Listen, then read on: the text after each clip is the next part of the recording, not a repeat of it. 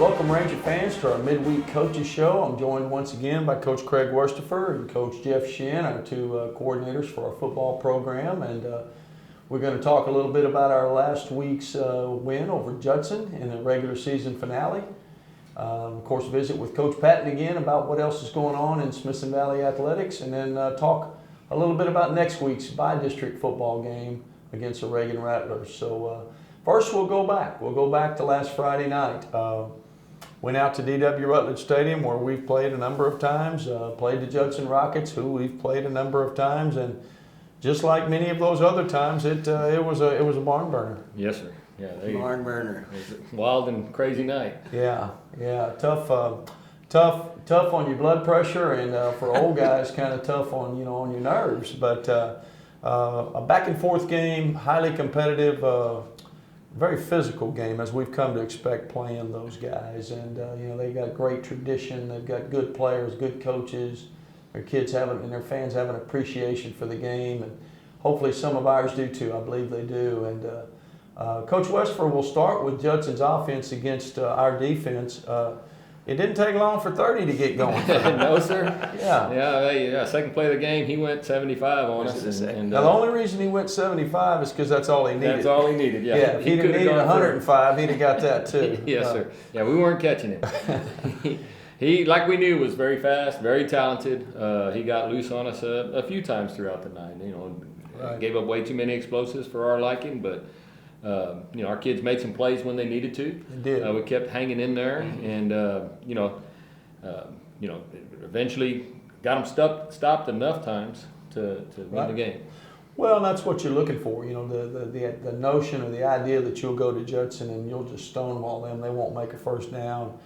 That's a little bit of living in a dream world. So, they did score first, but, our offense was able to answer, and then it was kind of back and forth, and then Smithson Valley got control. And then you're right, we got a big stop. I think probably the big key defensive play was made by Malachi Lane on the 10-yard line. Yes, they were down in our red zone, about to go. They, planning on going in and scoring, and Malachi made a big tackle.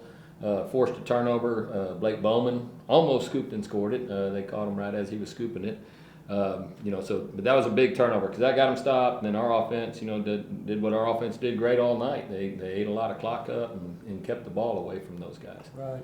We got some big plays in the kicking game as well. You mentioned they scored on the second play of the game. Well, we answered that with a big kickoff return with Noah Flores. Got a couple of really fine blocks, showed some return ability of his own. And our offense goes out there and has a short field, and they go in and score. And we got, of course, later in the game they forced our one and only punt, and Wyatt Hayden kind of corner kicks one over there to the side. It bounces off the Judson kid's leg, and Ryan Hakes recovers it, and we got that possession back. So those are plays that don't show up in the stat sheets. None of those guys got interviewed by ESPN after the game, but those were humongous plays. And offensively, Coach Shin, we felt like a little bit subpar maybe the week before, or credit to Steele, but bounced back against a top-notch Judson defense. And what did our offense do well? Yeah, well, we stuck to our plan and took advantage of two short fields to start the game. The kickoff return you already mentioned.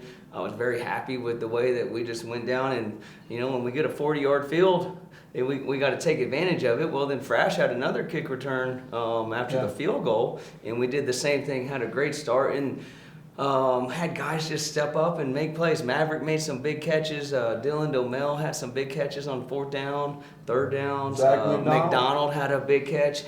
And our guys just never flinched.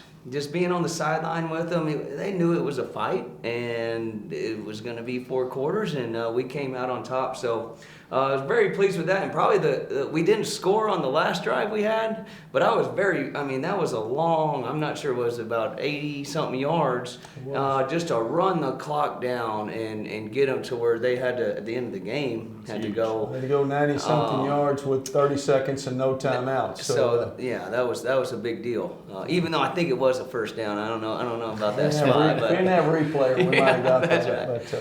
But a good quality win. Didn't improve our playoff standing one iota, nor did it diminish Judson's playoff standing. But both teams played hard, wanted to win, and had a playoff, deep in the playoff type atmosphere, feel about it in the air. Mm-hmm. And so finished the regular season 7-2, going into the Division I bracket of the playoffs, and we'll be matched up against the Reagan Rattlers, who are the high seed, the undefeated district champion of their league, and we'll talk about that game in a few moments. But let's stay with the Smithson Valley Athletic Department right now. Let's bring in Assistant Athletic Coordinator Courtney Patton, and she's going to talk about our other sports at Smithson Valley, what's going on and what's to come. Coach Patton? Thanks, Coach. Hey, Ranger fans. Things have picked up a little bit and we've got quite a bit going on. Your girls basketball team lost a heartbreaker to Fredericksburg, but they're looking to rebound this Friday when they open up district with East Central. Your boys basketball team lost to Killeen over the weekend, but are looking to rebound again versus Cornerstone on Friday. Your swim team is going to compete this weekend before the holiday break, and then their season will kick off when we return. And your boys and girls soccer season is starting up. Both teams have scrimmages this weekend. Lots going on in the Valley. Best of luck, Rangers. Back to you, Coach.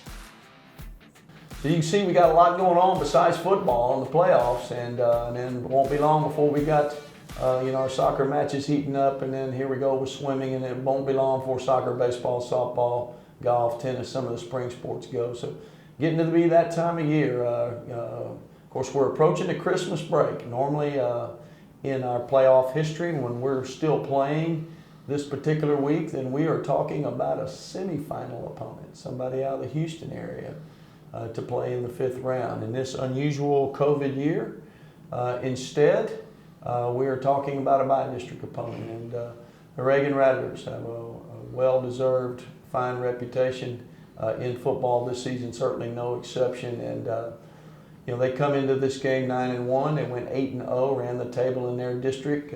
Just looked very impressive, continued to improve as the year goes on. So, our last couple of games, we've matched up with Steele and then Judson, and our reward for that is we get to play a 9-1 Reagan team. So, nobody's accusing us of having a soft schedule, but another tough opponent, but different. Every team's a little bit different. So let's talk about Reagan for a minute. Coach Westphal, offensively, they've got a couple of heads on the snake. Yes, sir. They got a really fine tailback. That's a sophomore. Explosive runner. Has run for over 1,000 yards already this year. They've settled. They were playing 2 quarterbacks early throughout the year. They settled on a junior kid that's a really fine runner and an excellent thrower as well. And then they got 2 really good receivers that they spread the ball in a lot between those 2 guys. Very explosive. They're not real tricky offensively. I mean, they're going to run the ball at you. They do what they do, and they think, they do it very well. Their offensive line is good and solid. They're young, but they're really starting to gel and come together as the playoffs are getting going. They're going to run the football at you, and then they're going to take some shots down the field, and we'll have to do a good job of, as every week, trying to limit the explosive plays when the other team has some really explosive players. So it'll be a challenge this week, that's for sure.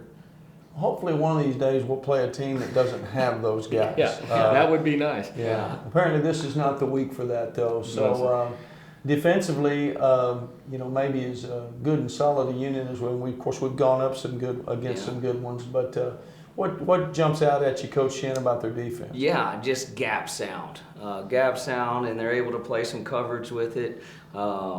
But they got good players all over the field. You kind of look for a weakness. You're trying to find a weakness, and I can't find one. So they're a solid group, and we're a solid group. It's just going to be a good old fight, and a good battle, and we're just going to have to do the things that we say we always have to do to win a ball game. Take care of the football. We get short fields, need to take advantage of it, and just go. Yeah. What's the old saying? We've got to do what we do better than they do what they do. And that's, I think that's true in most games, but certainly in a game like this. So 7:30 Friday night at Heroes Stadium, one of the Northeast ISD stadiums.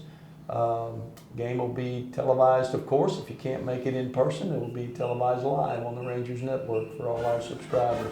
They'll be sent an email link, as they always are, 15 minutes before kickoff. If you're not a subscriber and want to be able to watch this game on the Rangers Network, simply text the word Rangers to the number on the screen and you'll be a subscriber. So whether in person or online, we hope you'll join us for the game, and we'll see you next time.